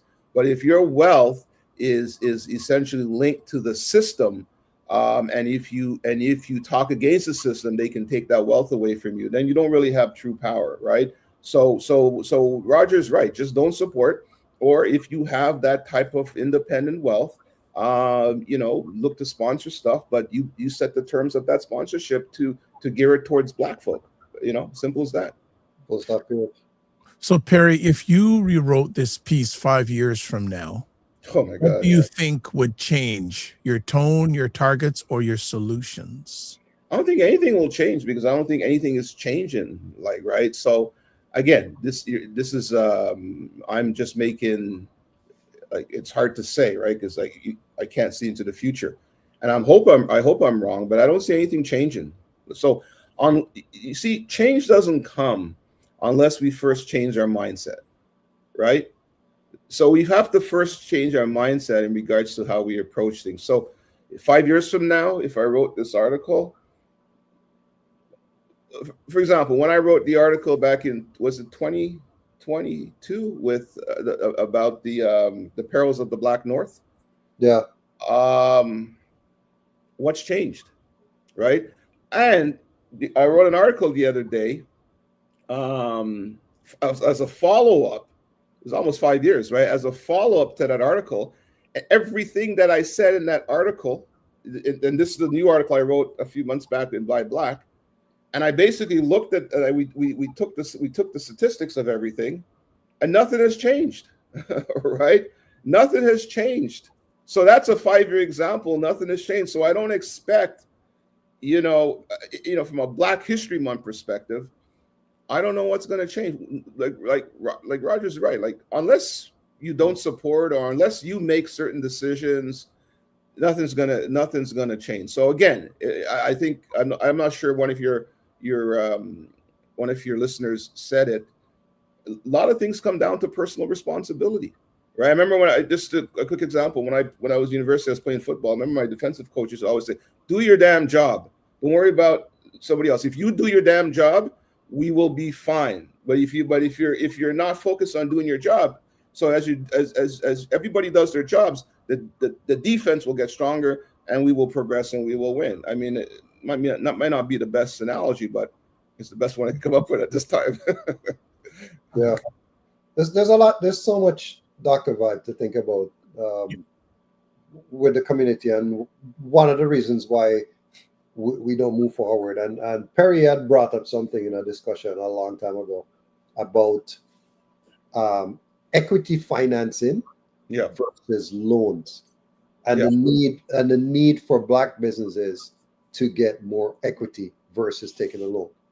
Because and if you look at we were having this discussion recently. If you look at the landscape of like Face and what Face is doing and giving out loans and everything, and you look at what all the different Black associations have been doing in terms of trying to do this credit workshops on how to rebuild your credit. So it's almost you make the assumption that Black people don't have good credit. Yep. But then you want to give them loans to grow their company. How does that make sense? Absolutely correct. It doesn't make sense. It doesn't make any sense. Why are you not saying, okay, you know what, I'm going to take a stake in your company. I'm gonna give you 100,000, 250,000. I'm gonna take 40%. You still own the company, but we need more accountability now. So every quarter, you're gonna do your finances and show me where you're going. Where's the plan? Where's the strategic plan? Where's the finance plan? Where's the marketing plan? Where's the operational plan? And we look at this until we get to that level. We're not really gonna grow. You know, Roger, every time I get out, you pull me back in. Why do you have to take me there, Roger? You said it. Why are you going to take me there? But when I started reflecting on it more, I'm like, all these credit worthiness. Oh my God. So it's just millions of dollars, by the way. Roger is absolutely right. And I've been saying this, Dr. Vibe, be consistent on this. Again, not trying to criticize any particular person. I'm just making an observation which I believe is fundamentally true. When you outsource your responsibility to grow wealth in your community, this is what happens. So, for example, with FACE and these loans. So I'm sure I've written about this somewhere.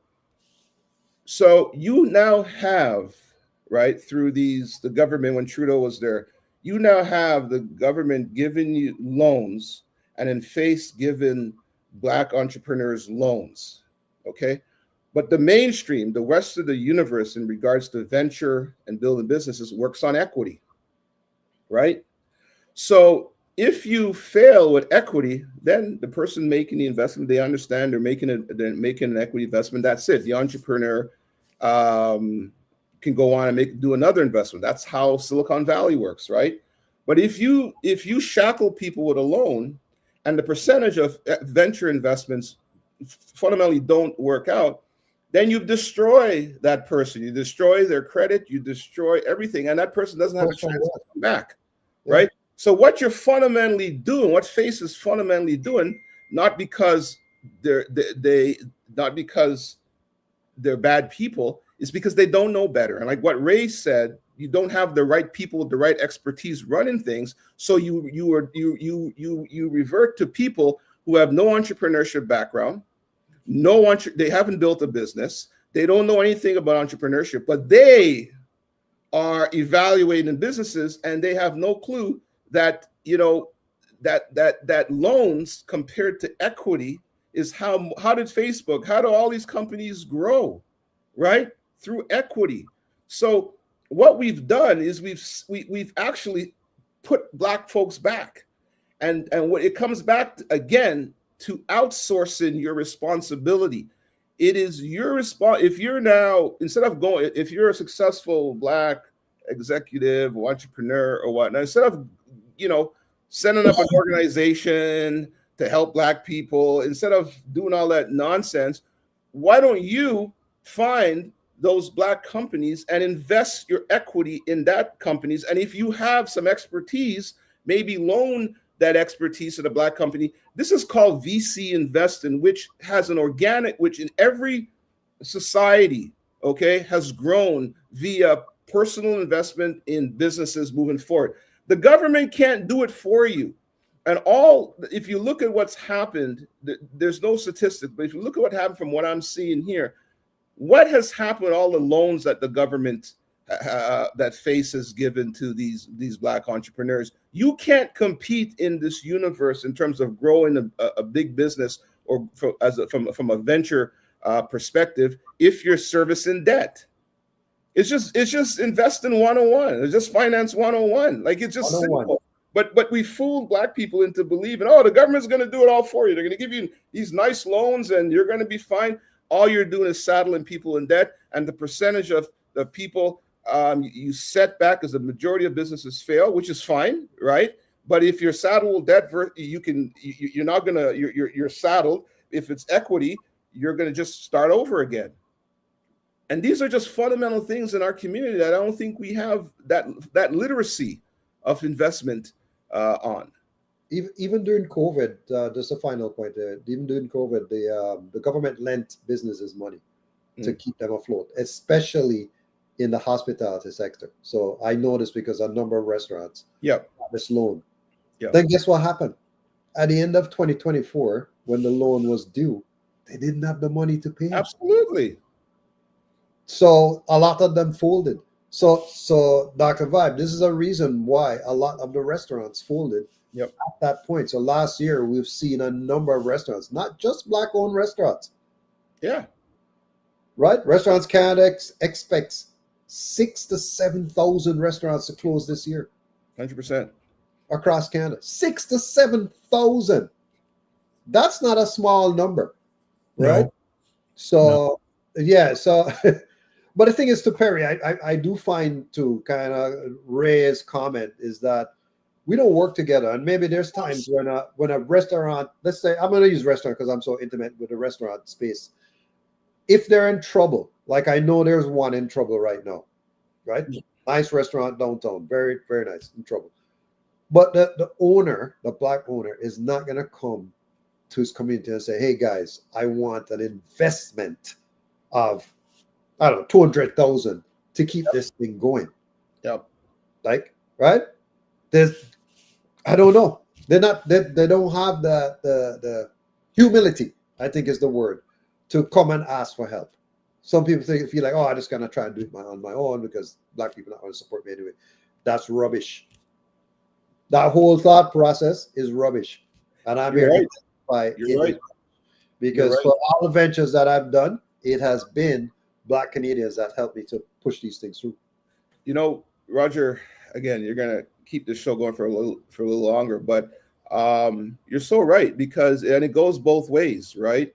We don't want to ask for help as, let's say, as an entrepreneur, because your pride is in the way, and a lot of Black people with money don't want to invest in Black entrepreneurs.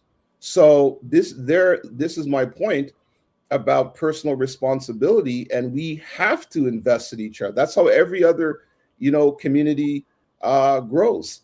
And this goes back a lot to, the legacy of slavery and stuff like that, the plantation, where we don't want to support each other. The old saying, crabs in the barrel. I know for me, with my business building 6AI, just a quick story, if I could tell it without sort of revealing too much. I have a group of 3 guys, my main investors. They're all Black Bay Street guys, right? And we've all, included myself, we to start my business, we put together 1.3 million, and so we're out raising some more money, and we met another Black Bay Street guy, but there's another Black Bay Street guy that didn't want to see Perry succeed and started talking shit, right? Because Perry succeeded, and maybe and everybody knows the potential of this, and then your own Black people are trying to put you down, right? So it was funny. We confronted this brother in the conversation, and it was we confronted him. So I don't want to go any further with that. But my point is, we're not working to Ray's comment. We're not working together. We're not investing in each other. So again, if you outsource that responsibility, it's never going to happen. At the end of the day, listen, I'm gonna give you 20 more seconds. At the end of the day, intergenerational wealth comes from the bottom up. People have to invest in each other businesses, like Chinese, Italians, everybody else does, Jews, like everybody else does. And when you do that, that wealth that person generates permeates throughout the economy. But if we fundamentally don't invest, or as Black entrepreneurs don't go to other Black entrepreneurs for investment, we're just going around in circles, right? And that is the core problem. So we can talk about awards, we can talk about Black History Month, we can talk about workshops, we can talk about everything. But at the end of the day, if you don't do the same thing other groups have been doing since time immemorial, investing within your community and within your people, we are not going anywhere. Amen. I think that says it all. I think, and people need to realize, this is my thought. I suggest investment doesn't just mean money. Yeah, of course. Right? Time, expertise, etc. Yep. Like, I'll give a perfect example. I went to a restaurant a week ago to get today. Really good experience. I sat with the owner for like 45 minutes. Hey, and not because he's here, and he is here. I said, hey, have you ever heard of buyblocks.com? They do a restaurant. No. Have you ever heard of Roger Dunn? No. And I basically told him about this restaurant weekend. Roger's approached him before, but no, I have not. Actually, I didn't. Okay. I've been to the restaurant. Yeah, you've been to the restaurant, but I said, here's my opportunity to help a Black organization, to tell this gentleman about it. And he was impressed, and I'm sure they're going to be chatting in the next week or so. So we have to have that mindset when we're out there. Is there another Black person we know in our sphere that needs to know about this or that? Because Roger wins, I win, Perry wins, we all win. We don't have enough numbers out there to be like everybody, right? Yeah. The numbers are that we's all we got. No, 100%. And just one more point I want to make, because you made a good point. So, for example, I often have people coming to me, entrepreneurship for investment. I'm like, I don't have any money right now because I've taken it all and put it in my business, right? So this young lady came to me and she had a really good idea, but she couldn't build. She didn't know how to the technology. So I said, you know what? Give me your business plan. And I used 6AI. I built her out a full business plan, full detail. I even gave her the infrastructure, the type of technology she's going to use. And I used my technology and I gave it to her. There you go. She was crying because I can't believe it. Because, I'm like, don't worry. When your businesses succeed, just make sure you're using 6AI software. But that's the point, right? Dr. Vibe, that you're saying, it doesn't necessarily always have to be money. It could be whatever, right? No. So I'm at the point a lot these days with some people. I don't want what you have. I want what you know. Yeah, knowledge. Knowledge is knowledge, right? What like that's thing. I want what people know. What you have. Everyone's individual. Everyone has different wants, needs, but the knowledge that you have. Mm-hmm. Yeah. And whether it's even like you said, Elon Musk, I don't like that, but the guy is smart. You can't deny that. Right? Then there's things that we can take from his example to apply it to our own AI. So it's going 100%. Roger, you're thinking about something. Well, he has a network that we don't have, right? Yeah, exactly. Absolutely. Network. And again, it all comes down to relationships. And are you a good person? If you're not a good person, well, Elon, right? Yeah, we're talking about. My opinion of it is that he's not necessarily a good person. He isn't, but he's a smart person. He's a smart person. Yeah. Right. Okay, we'll start winding it down because I about 10 minutes I heard someone's notification go off. So I know that you guys giving this much time is a lot. So just last final comment, God, is that frequency of approach goes? Is that Perry Douglas? He definitely brings POV. You think? My apologies for only tuning in now. He also says, I have no doubt that we can build a state-of-an-art event space for us. I question if we would support its longevity, or would we? Stop right there. So it's not just about Black clientele. Yeah. Yes. Right? Yes. Like the Chinese Cultural Center doesn't just rely on the Chinese community. Look at Peter and Paul.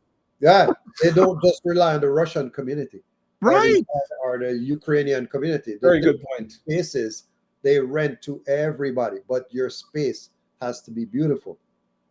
Yeah, because the money will go to a Black-owned enterprise. Anyone can use it, no problem. Yeah. But at the end of the day, it goes into Black. Yeah, what I'm saying, and I think Perry's saying the same thing. You run a business and you earn money from everywhere. Absolutely. Right? But when you're spending your money now, yes, you at least 80% back into your own community. Because we always can't help it. There's some things that you need that are not in the community. You're right. So, we always hear that term that Black North America has whatever $1.8 billion in spending power.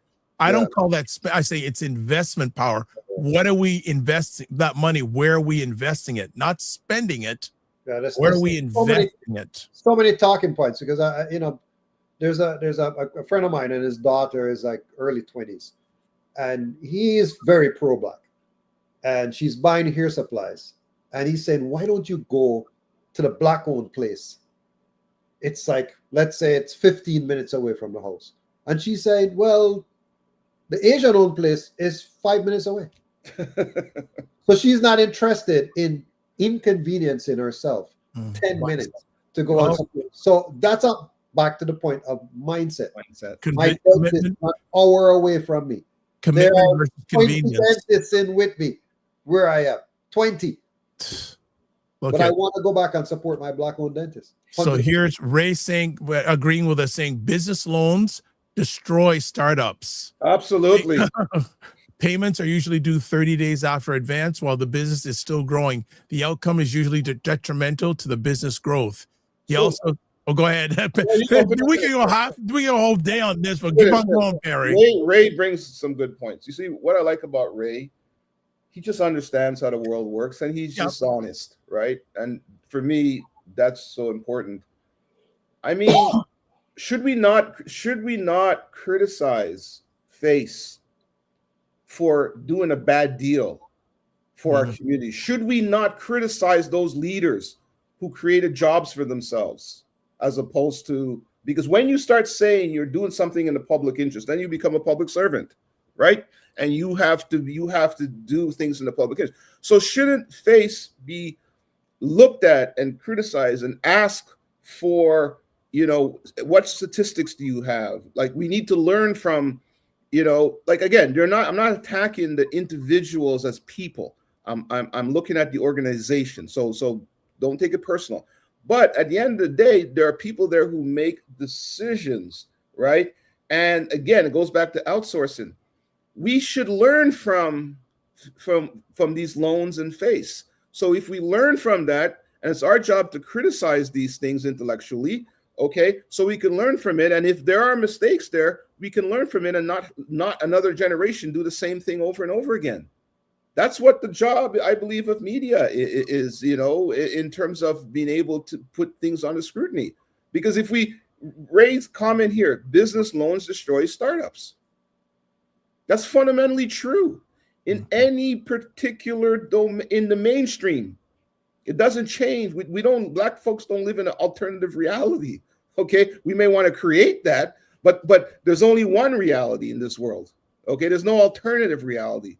Okay, and when we try when we try to circumvent reality, okay, reality always wins. Okay, no matter what, because there's only one reality. And so like Ray's point is so important, that we got to get these things. We can't keep doing these illusionary constructive scenarios or whatnot. Everything comes down to very simple things that are ingrained in life, in terms of basically gravity. We have to understand everything from the point of the fundamentals of nature. and gravity. And if we could understand that, we can apply ourselves to doing things relative to the reality of where we exist, as opposed and looking at the world for what it is, as opposed to looking at the world for what we want it to be. You know what I mean? Can I give you something to ponder, right? And I started thinking about it because I have a number of friends who work for the government, right? Different capacities. And the interesting thing is that this funding, right, BEP or whatever, is coming from the government and it's going to these nonprofit organizations, which we have criticized. They are not the best vehicles to advise businesses, right? So the question I want to ask is, why isn't the government just setting up a Black entrepreneurship division and hiring different people, like, different people that would, one person, let's say, these will film and production, because these are the different nonprofits that have been set up, right? So there's food, there's film and production, there is development, construction, etc., etc. Because, Perry, if you think about this, they're saving a ton of money by routing this money through these organizations. Because at the end of the day, the people who are working in these organizations don't have the level of benefits of a government employee. Of course. Think about that for a second. Yeah, they can buy whatever insurance, but it is never going to be the same as the pension for a government employee. Neither nor your security, your union, etc. So you set up somewhere like, I don't know, anywhere, they're funding ACBN, Chamber, BBP, or whatever. They don't have the staffing or the benefits. Yeah, what you're saying is I agree. It's true, and two things can be true. What I would say also is that fundamentally, that's not the government's job. The government's job. No, what I'm saying, the government's job is not to, not to fund a particular group's, prosperity or whatnot. It's not the government's job. It's never been. Now, right? The government could certainly invest in community centers and things like that, but and for me, I go by the statistics.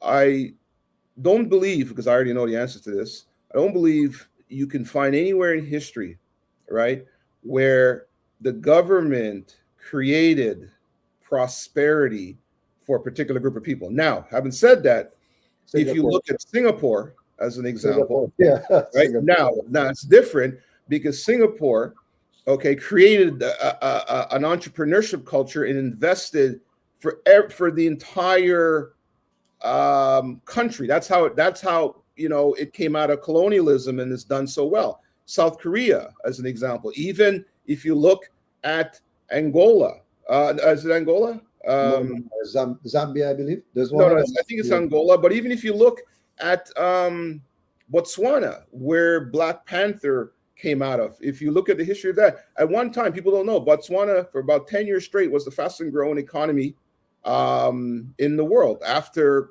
colonization, the king, you have to study that. But my point is, right, the problems, for example, so in Africa too, is there's a lot of ethnic groups, and when one government comes in and they try to put money in a particular ethnic group, it creates a lot of conflict. So what I'm saying is that I don't believe it's the government's job, to point out a particular group of people and invest in their prosperity. No, that's not what I'm saying. What I'm saying is that the government is supporting different interest groups. They have indigenous support, they have Chinese support, they have Jewish support, etc. Okay. Right?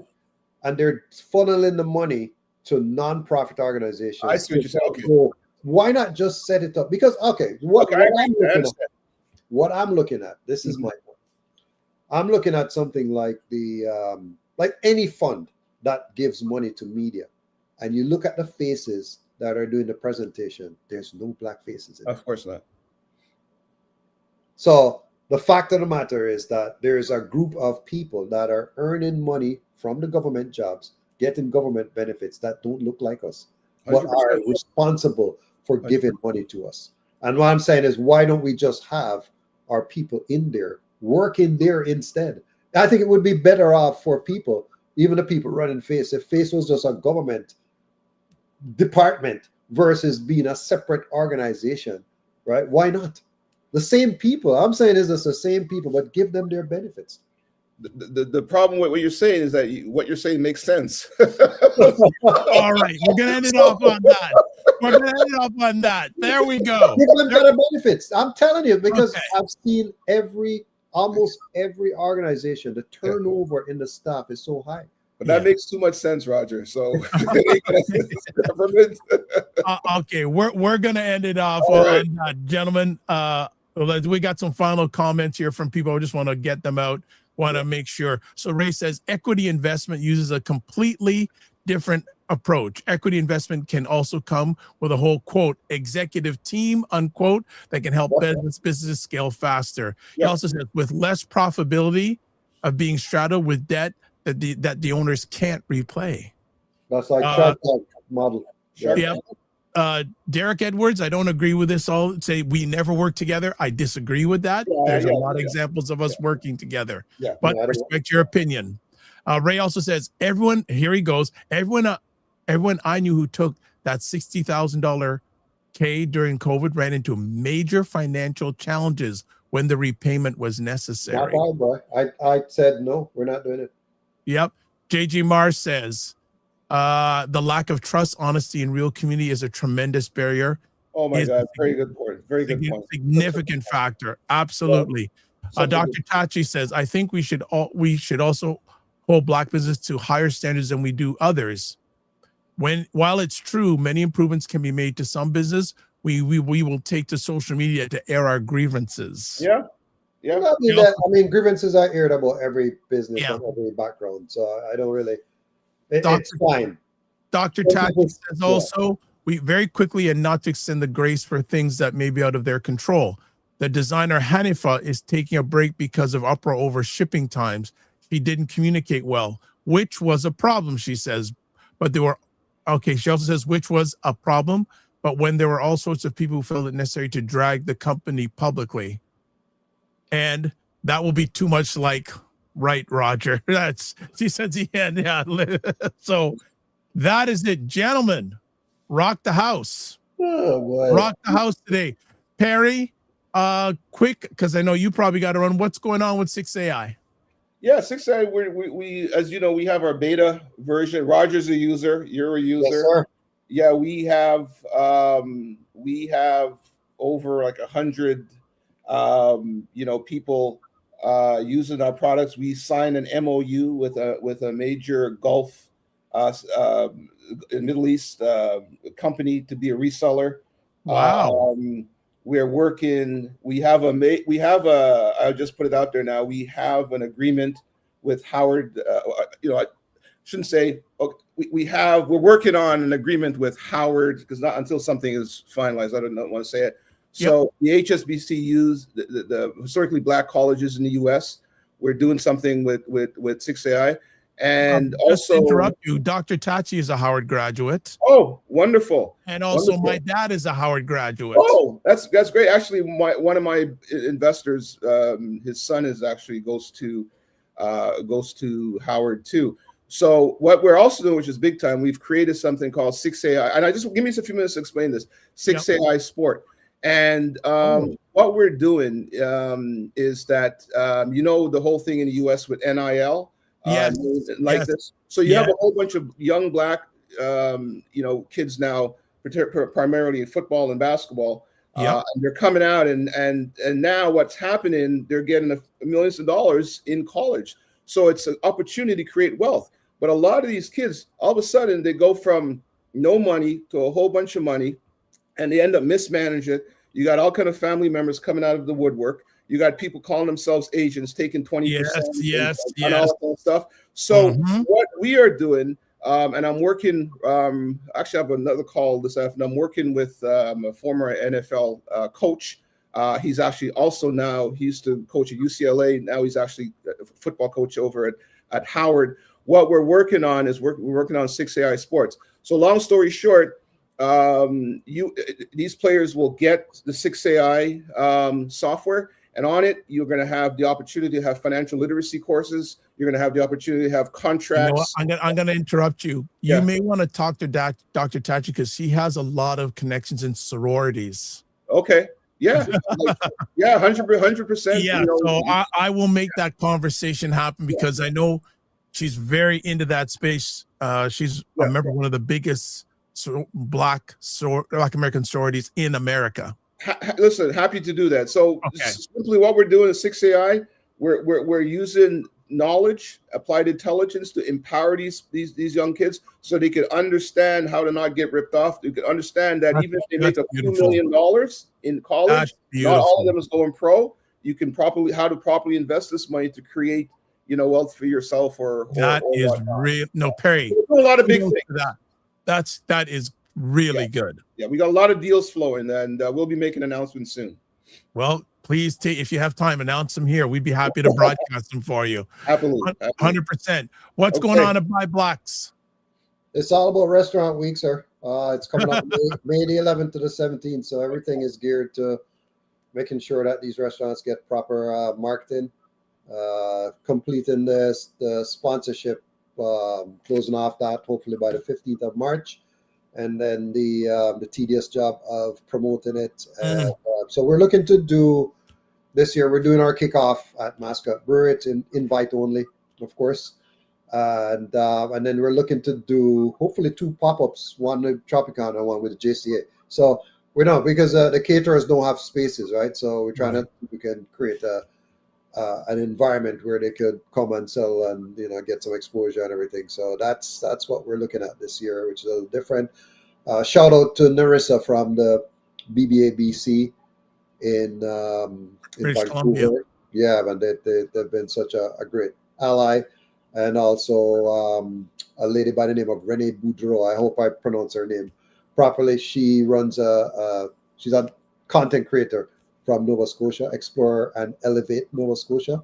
So she focuses on spaces and things that are Black owned in Nova Scotia that caters to tourists. So she helps out with the Nova Scotia restaurant acquisition as well. So yeah, it's a great thing. We enjoy ourselves during that week trying different restaurants, going out there. Love it. All right, let's close on it. And thanks to everybody. And I know Dr. Tachi said congratulations, Perry. So I will make that. Well, Dr. Tachi, she has. She has it. We can talk offline, but I would love. I don't know if she has it. I'm not sure, but I definitely. We're gonna have that. We're gonna have that conversation. I use it every day, Perry. Yeah, she is. She may be able to give you some more potential access, especially when it comes to Black platforms or organizations in the U.S. I would just like to hear. Sorry, I'd just like to hear from Dr. Tachi how she's been using it, because people call me every day or send me email every day how they're using it. And just quickly, I did a class yesterday, a lecture yesterday at a college, and I just blew everybody. Everybody, like, they were comparing this to ChatGPT, how this is better. So we're gaining momentum. But I would love to hear from, like what Roger's saying. People are saying they use it every day in their lives, right? And I would love to hear from Dr. Tachi because I know she has it too. So what I did, Perry, actually is a good point. I actually did the same prompt in AI. Yes. The same prompt in ChatGPT. Yes. And I compared the results on at least 10 different prompts. And in every 100% of the time, 6AI gave me a better result. That's beautiful. And then I've gotten to the point now where I actually don't use anything but 6AI. That's my testimony.